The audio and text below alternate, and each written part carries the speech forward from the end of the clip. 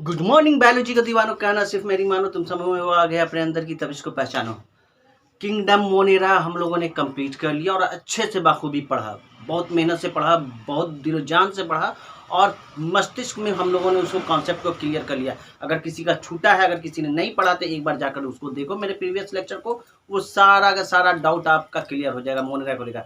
आज हम लोग सेकंड किंगडम पढ़ेंगे, प्रोटिस्टा। प्रोटिस्टा के बारे में आज हम लोग छोटा छोटा चीज़ अभी जानेंगे, इंट्रोडक्शन क्लास मैंने रखा है, ज़्यादा डीपली नहीं जाएंगे। राइट, पहले क्या होता है मोनेरा में हम लोग ने देखा कि वो क्या था, यूनिसेलुलर था। तो सिमिलरली प्रोटिस्टा भी आपका यूनिसेलुलर है। क्लियर। मोनेरा क्या था बच्चों, जल्दी बताओ जल्दी बताओ जल्दी बताओ। सच तुम बच्चों में यही खराबी है, भूलते बहुत हो, इसीलिए तुम भी एक दिन इस आलम सर को भूल जाओगे। ये कौन आलम सर, पटना वाले कोई होंगे, कौन था तो भैया? यहाँ तो पटना में बिहार में खान सर को जाना जाता है, आलम सर को कौन जानता है भैया? कोई है उनके टक्कर में? क्यों पड़े हो चक्कर में? कोई नहीं है टक्कर में, चाहे खान सर हो, चाहे अलग सर हो, चाहे कोई भी सर हो, सबके पास अपनी काबिलियत है। जो मुझ में है वो खान सर और अलग सर में नहीं है, जो खान सर और अलग सर में है वो मुझ में नहीं है। सिर्फ फ़र्क यही है कि आज वो बन गए हैं और मैं अभी ज़मीन पे खड़ा हूँ। राइट, चलो खैर छोड़ो, उन सब बातों में नहीं जाएंगे। प्रोटिस्टा के बारे में इंट्रोडक्शन जानो कि क्या है, कैसा है। 5 किंगडम क्लासिफिकेशन आर.एच. विटेकर साहब ने दिया, 1969 में दिया। इन्होंने कहा कि जो भी ब्रह्मांड में ऑर्गेनिज्म है क्लासिफाई कर दिया जाए, उसका नामनक्लेट कर दिया जाए, उसको पहचानने के लिए सबको अपना अपना अपना अपना इलाका दे दिया जाए। घर में कैसे होता है, 2-3 भाई हैं तो बड़े भाई की शादी हुई तो उनको अलग फ्लैट दे दिया गया। अगर बहुत ज़्यादा पैसा है तो फ्लैट दे दिया गया, अगर बहुत ज़्यादा पैसा नहीं है तो रूम दे दिया गया, भैया तुम उस रूम में जाओ। सेकंड वाले में तो वो तीसरा के पास अगर रूम नहीं बचा तो बेटा वो हंगामा कर देता, ई का भैया भौजी के लिए रूम, हम ससुरा निठल्ला है, अभी कुछ नहीं है तो कुछ नहीं, ओ सरवे में सो जाओ, छत्ते पे सो जाओ, ई ना चोल बे, रॉन्ग नंबर, तो हंगामा होता है। तो सिमिलरली इसी तरह आर.एच. विटेकर साहब ने 5 किंगडम क्लासिफिकेशन दिया। 5 किंगडम क्लासिफिकेशन क्या था? एमपी में मेरे फादर पीए हैं, याद करने के लिए। एम फॉर मोनेरा पढ़ चुका हूँ, पी फॉर प्रोटिस्टा, प्रोटिस्टा में आ गया। कैसा है तो यूनिसेलुलर है। यूनिसेलुलर के साथ याद करो मोनेरा क्या था, प्रोकैरियोटिक था। तो ये ससुरा प्रोकैरियोटिक नहीं है, इसका उल्टा है, मतलब यूकैरियोटिक। क्लियर। तो प्रोटिस्टा कैसा है, यूनिसेलुलर। प्रोटिस्टा कैसा है, यूकैरियोटिक है। यूकैरियोटिक जब आया तो हमारा कॉन्सेप्ट अगर 9th स्टैंडर्ड में जाएगा, 9th क्लास में सेल जब हमने पढ़ा तो जाना यूकैरियोटिक का मतलब हो गया कि यहाँ पे वेल डिफाइंड न्यूक्लियस है।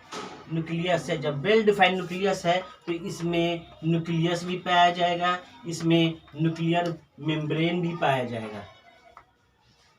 क्लियर। यूकैरियोटिक जब वेल डिफाइंड न्यूक्लियस है तो इसमें क्या होगा, सेल ऑर्गेनेल्स जो होंगे वो बाउंडेड होंगे। राइट, तो cell organelles, bounded cell organelles पाए जाएंगे इसमें, बाउंडेड सेल ऑर्गेनेल्स। सिद्धू खोल दीजिए, कोई आया, हल्ला करने के लिए मना कीजिएगा। क्लियर। तो प्रोटिस्टा के बारे में हमने जाना यूसेल्युलर है। प्रोटिस्टा के बारे में हमने जाना कि यूकैरियोटिक है। प्रोटिस्टा के बारे में हम लोग ने जाना कि जब ये यूकैरियोटिक है तो इसमें वेल डिफाइंड न्यूक्लियस है। जब वेल डिफाइंड न्यूक्लियस है तो इसमें न्यूक्लियर मेम्ब्रेन भी है। जब इसके में न्यूक्लियर मेम्ब्रेन है तो इसमें वेल डिफाइंड सब कुछ आपको सेल ऑर्गेनल्स पाए जाएंगे, बाउंडेड विथ सेल ऑर्गेनल्स। सारे सेल ऑर्गेनल्स, चाहे माइटोकॉन्ड्रिया हो, चाहे सेंट्रोसोम, चाहे गोल्गी ऑपरेटस है, सब मेम्ब्रेन से घिरे होंगे, वेल डिफाइंड होंगे, सजे हुए होंगे, कोई बिना माँ बाप का नहीं होगा, सब डेवलप्ड। जैसे मोनेरा में हम लोग ने देखा था ना, डीएनए इसी तरह स्कैटर्ड है, कोई ऑर्गेनल्स उसको प्रोटेक्ट करने वाला नहीं, इसी तरह वो साइटोप्लाज्म में घूम रहा है बिना माँ बाप का, लावारिस टाइप का। तो यहाँ भैया गार्जियन है प्रोटिस्टा में, सारे सेल ऑर्गेनल्स बाउंडेड हैं विथ सेल वॉल। क्लियर। चलिए हल्ला नहीं कीजिए। फिर हम लोग यहाँ पे हम देखेंगे कि मोस्टली एक्वाटिक है। एक्वाटिक में भी आपको हो जाएंगे फ्रेश वाटर और मरीन वाटर। ठीक है। तो प्रोटिस्टा में क्या होंगे, मोस्टली एक्वाटिक है, फ्रेश वाटर में भी पाए जाते हैं और मरीन वाटर में भी पाए जाते हैं। मरीन वाटर मतलब जो सॉल्टी एरिया, सॉल्टी पानी है, समुद्र का पानी, वहाँ भी पाए जाते हैं। क्लियर। अब हम देखेंगे इसमें रिप्रोडक्शन जो होता है इसमें दोनों होता है, ए सेक्सुअल और सेक्सुअल। ए सेक्सुअल में सेल फ्यूजन होता है और सेक्सुअल में गैमेट फॉर्मेशन होता है।